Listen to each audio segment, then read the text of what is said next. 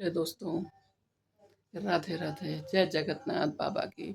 आज हमारे यहाँ जगन्नाथ बाबा की पूजा हो रही है। देखिए सब किस तरह सब सामान बन रहा है। गुझिया, पुआ, सारी चीज़ें बन रही हैं। देखिए आपको दिखाते हैं।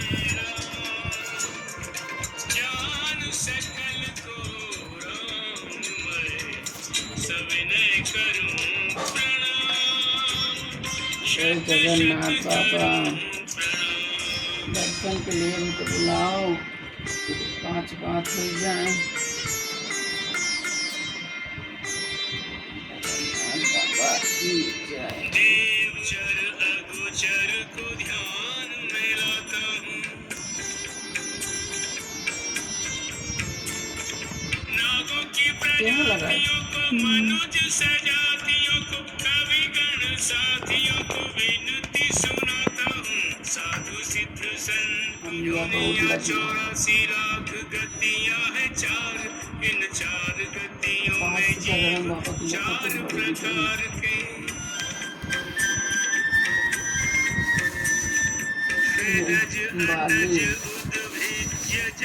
बाली वाली बाली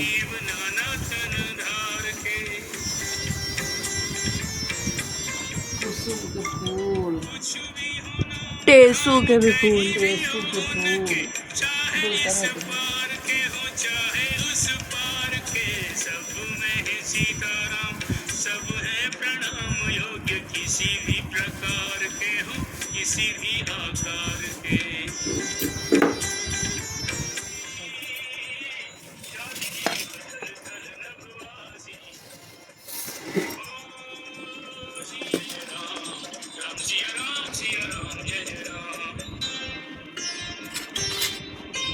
बुद्धिहीन बलहीन को दास आपका जान, राखो शरण कृपा करो, कृपा सिंधु भगवान, चरणों में दो स्थान।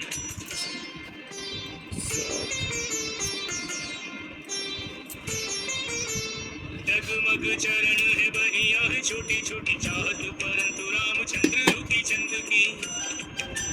इसमें मटके में नहीं लगा यही पन। राम का चरित्र सिंधु और मैं शतांश बिंदु, पहुंच वहां पे कहा मुझ मति मंद की। तोतले वचन निज इस साल की आखिरी गुजिया है। नहीं अभी थोड़े रखा बना देंगे आनंद की। मेरे बाल वचनों से ऐसे ही प्रसन्न होना, कहने चला मैं कथा आनंद कंद की।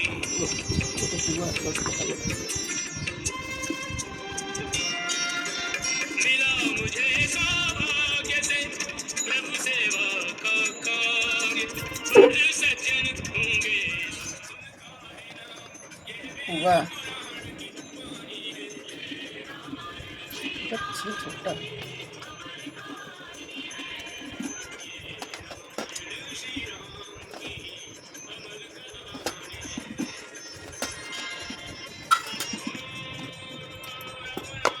हलवा।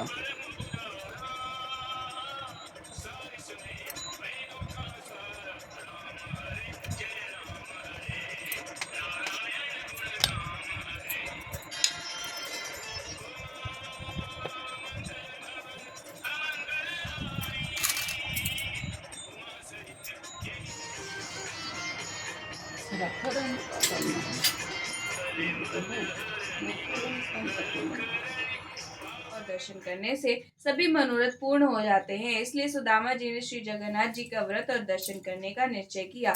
घर में ब्राह्मणी को समझाकर थोड़े से चावल लेकर दर्शन के लिए चल दिए। श्री जगन्नाथ जी के स्थान का पता पूछते पूछते यात्रा आरंभ की। यात्रा करते कई माह बीत गए। इस बीच सुदामा जी ने अनेक दुखी लोगों से साक्षात्कार भी किया।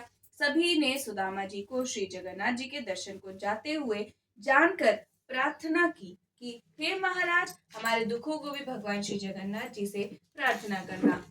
इन दुखी लोगों में बाल से बंधा झूमता हाथी, आम का पेड़, रंभाती गाय का बछड़ा, ताल तलैया, आग से भरी बरोसिया वाली औरत, मचिया चिपकी औरत, इन सब ने अपनी अपनी व्यथा को कहा। हाथी ने कहा कि मेरा जीवन बंधे ही गुजरा जाता है, मुझे न कोई खोलता है न समीप ही आता है।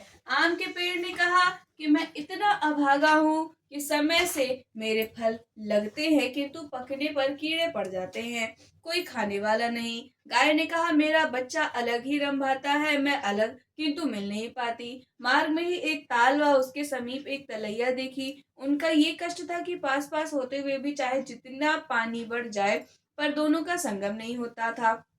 थोड़ा दूर पर एक कछुआ था तो जो तपती रेत पर पड़ा था। उसका कष्ट ये था कि वो सरोवर में नहीं रह पाता था। एक औरत मिली जिसके सिर पर जलती हुई अंगीठी थी। एक दूसरी औरत थी जिसके बैठका चिपका हुआ था। इन सब ने श्री सुदामा जी से प्रार्थना की कि भगवान से मेरे कष्टों का निवारण पूछना। श्री सुदामा ने सबके कष्टों का विचार करते तथा भगवान का स्मरण करते हुए यात्रा करते रहे। कई महीने बीतने पर जब वह श्री जगन्नाथ जी धाम के करीब पहुंचे, भगवान ने सुदामा की भक्ति जानने के लिए एक जलते हुए भार के समीप खड़े हो गए। रास्ता चलते ही सुदामा जी उसी भार के समीप आए और देखा कि जलते हुए भार के समीप एक व्यक्ति खड़ा है। सो वही रुककर पूछा, भैया जगन्नाथ जी यहाँ से कितनी दूरी है? मनुष्य रूपी भगवान ने कहा कि आप जगन्नाथ जी के समीप ही खड़े समझो। सुदामा जी ने कहा, भैया तो फिर वह रास्ता बताओ कि जिससे मैं जल्दी जगन्नाथ जी के दर्शन कर सकूं।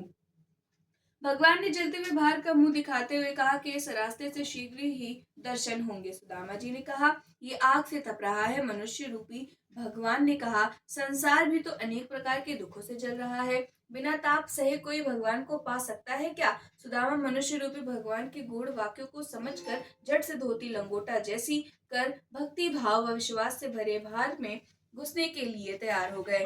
जो ही सुदामा ने भार में घुसना चाहा कि भगवान ने रूप बदलकर हाथ पकड़ लिया तथा दर्शन देकर अपने स्थान को ले गए। भगवान ने अपने धाम में सुदामा का बड़ा आदर सत्कार किया। सुदामा जी भक्ति और प्रेम में मगन होकर कुछ दिन निवास किया। फिर ब्रह्मणी की याद कर एक दिन भगवान से मार्ग में मिले हुए लोगों की व्यथा को बताया। भगवान ने बताया कि इसमें हाथी को तो पूर्व जन्म का कायस्थ है, इसने दूसरों से लिया और अपने कुछ दिया नहीं, सदा दूसरों को फंसाकर मस्त होता रहा है, अतः इस जन्म में मस्त हाथी ही बंधन में पड़ा है। अतः उसके दोषों को बताकर वे 5 बेत मार देना तो वह उन पापों से छूट जाएगा। आम का पेड़ पूर्व जन्म का कृपण गृहीता है, दूसरों के अनेक प्रकार की धन सामग्री ग्रहण करता रहा किंतु स्वयं देने के समय कृपण होता रहा, अतः खाने के समय इसके फल में कीड़े पड़ जाते हैं, इसलिए इसके भी 5 बेत मार देना, इसका भी पाप दूर हो जाएगा। कछुआ जो पूर्व जन्म में लोगों का हरा भरा देख कर जलता रहा है, इसी स्वभाव व दोष से उसे जल प्राप्त नहीं होता है, तपता ही रहता है, इसके भी 5 बेत मारकर जल में छोड़ देना, सुखी हो जाएगा। गाय पूर्व जन्म की तो नहीं है, वह माँ की गोद से बच्चों को अलग करती रहती है, अतः इसका बच्चा अलग रंभाता रहता है, अतः इसको भी 5 बेत मारकर गाय बछड़ा एक पास कर देना। ताल तलैया जो पूर्व जन्म की देवरानी जेठानी है, जो एक दूसरे के लिए दया नहीं, अतः इसी से मिलन नहीं होता, उमड़ घुमड़ कर रही जाती हैं। 5 बेत मारकर 5 चुल्लू पानी एक दूसरे में डाल देना, मेल हो जाएगा। जलती अंगीठी सिर पर रखने वाली स्त्री जो पूर्व जन्म में रोटी बनाई किंतु तवा चूल्हे के सिर पर जलती ही रहने दिया, उतारा नहीं, अतः उसके सिर पर तपता रहा है। 5 बेत मारकर सिर से अंगीठी अलग कर देना। मचिया वाली औरत पूर्व जन्म में बहू होकर सास ससुर जेठ आदि के सामने खाट पर चढ़ी बैठी रही, उतरी नहीं, इसी से मचिया चिपकी रहती है। 5 बेत मारकर मचिया अलग कर देना। इसी तरह सभी के दुखों का निवारण पूछकर सुदामा जी ने श्री भगवान से विदा मांगी। लौटते समय सुदामा जी ने सोचा कि बड़ी बेटी से भी मिलता चलूं, तो उसकी ससुराल पहुंचे। इसी बीच जगन्नाथ जी के व्रत का सोमवार पड़ा, सो बड़ी बेटी ने थोड़ी गुजिया बनाने को कहा तो वह धन में के घमंड में भरी बोली, यहाँ ये ढकोसले आदि नहीं होते। भगवान ने कहा, ये सब बेकार दिखावा है, दूसरी जगह जाकर करो। ये सुनकर सुदामा जी दुखी हुए, बड़ी बेटी के घर से छोटी बेटी के घर चले जाते हैं। रास्ते में एक खेत पड़ा, सो छोटी बेटी की गरीबी विचार कर सोचा कि किसान से 5 बाली मांग लूं। ऐसा निश्चय कर किसान से 5 बाली मांगते हुए बोले, भगवान का व्रत करूंगा। किसान अहंकार से भरकर बोला, आग लगे तुम्हारे भगवान को, जिसे देखो भगवान के नाम पर मांगता चला आता है। सुदामा जी दुखी होकर मुड़े ही थे कि खेत में आग लग गई। तब तो किसान दौड़कर सुदामा जी के पैरों में पड़ा और माफी मांगने लगा। सुदामा जी ने कहा, भैया मैंने कुछ नहीं किया, तूने भगवान को आग लगाई और भगवान ने तेरे खेत में आग लगा दी। किसान ने प्रार्थना करते हुए कहा कि अब कभी ऐसी गलती नहीं करूंगा। ऐसा कह गेहूं की बाली लाकर अर्पण की। जलता हुआ खेत हरा भरा हो गया। आगे चलकर आम का बाग मिला। वहां भी सुदामा जी ने 5 आम मांगे। रखवाले ने दुर्वचन कह के इनकार कर दिया। सो बड़े जोर आंधी चली और सारे आम नष्ट होने लगे। ये देखकर रखवाला दौड़कर सुदामा जी की शरण में गया, खुशामद करने लगा। दयालु सुदामा ने भगवान से प्रार्थना की तथा उसके फल ग्रहण किए तो आंधी शांत हो गई। बाली और आम ले सुदामा जी दोपहर को छोटी बेटी के घर पहुंचे और कहा, बेटी गोबर से चौका लगा रखो, मैं नित्य क्रम से निवृत्त होकर आता हूँ। जो कुछ सामग्री होगी उसी से जगन्नाथ जी का व्रत करूंगा। छोटी लड़की ने प्रसन्न होकर चौका लगाया और गरीबी विचार कर साहूकार के घर गई। अपने लड़के बंधक बनाकर पूजन सामग्री घी खोया आदि लाकर गुजिया पूड़ी गुड़ धनिया आदि बनाकर प्रेम से रखा। सुदामा जी के साथ सभी लोगों ने भक्ति पूर्वक व्रत किया, कथा सुनी।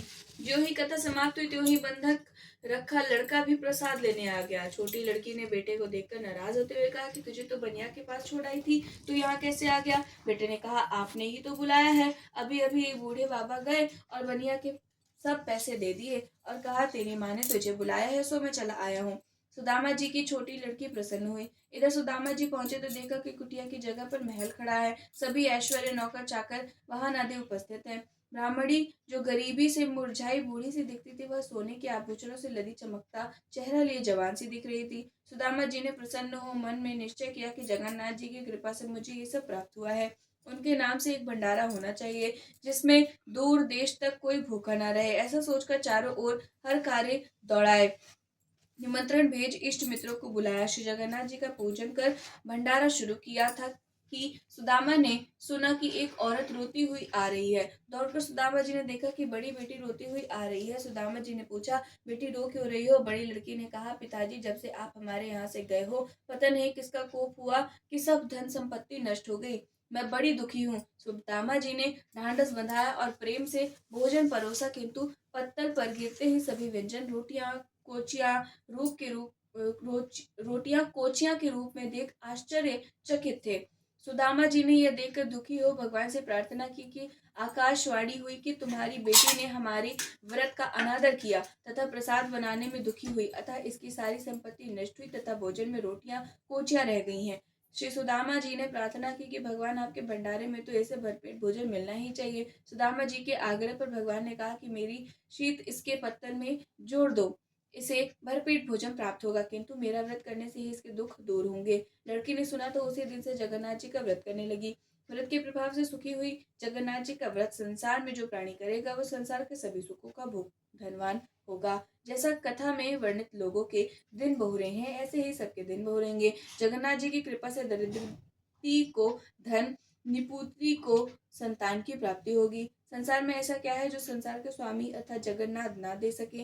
वे सब कुछ दे सकते हैं। श्री जगन्नाथ जी का व्रत सदैव करना चाहिए। इसके करने से जन्म जन्मांतर के पाप नष्ट हो जाते हैं, परिवार में सुखमय जीवन व्यतीत होता है। इसकी महिमा बड़ी है। बोलो श्री जगन्नाथ भगवान जी की जय।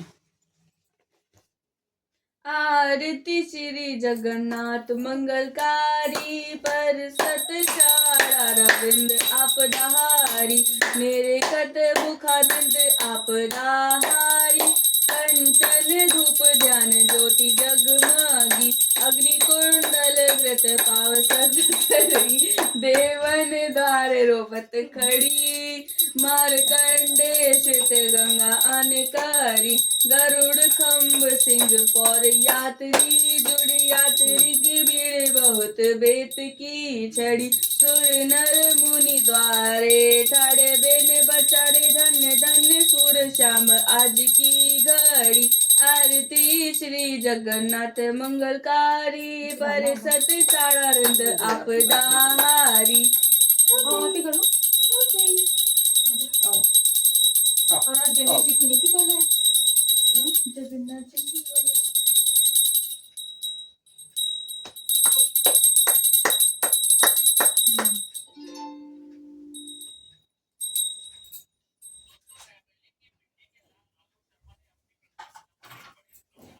अरे फोटो तुम जगन्नाथ बाबा के साथ लो।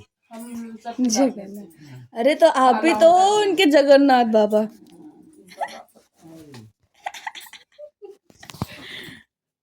अब आरती लो।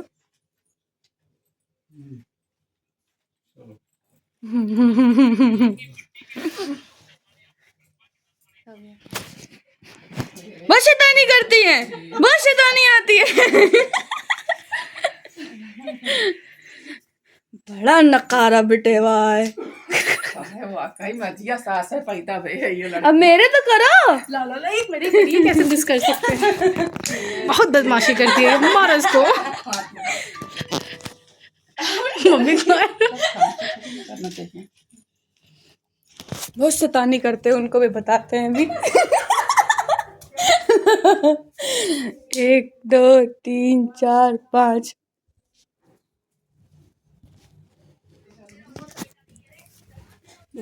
ये कम है का? 1 2 3 4 5।